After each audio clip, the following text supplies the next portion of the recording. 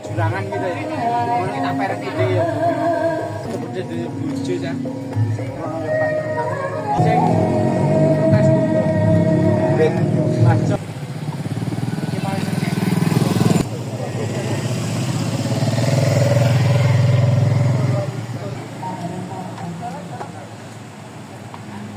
Rokok sing metu paling enak, ora lari enak.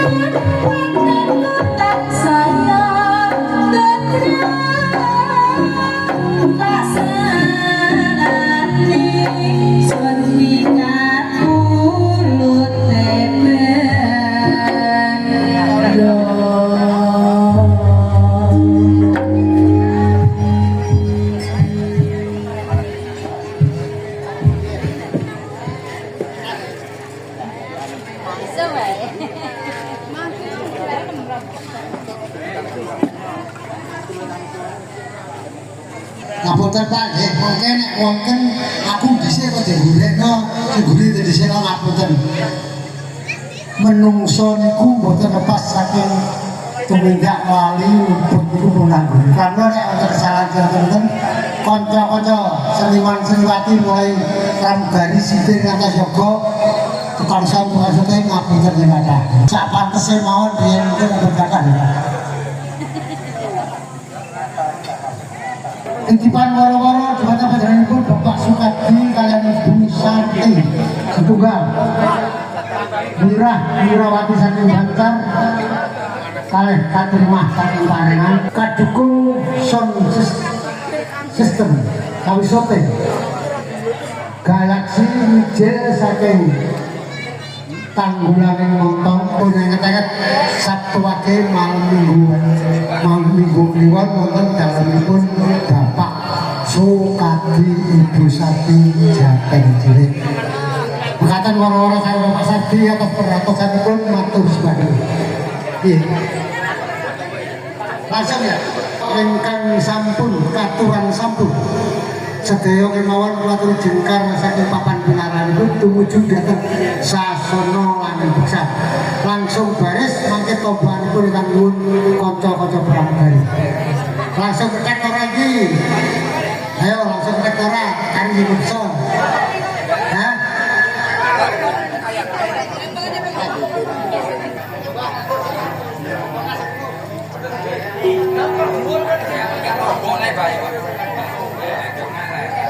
Ayo. Soalnya umumnya kecamatan Benapakan ini panen jagung wae rubat kalau malah gitu. Wah, kita minum hijau juga ya. 10 tenggor.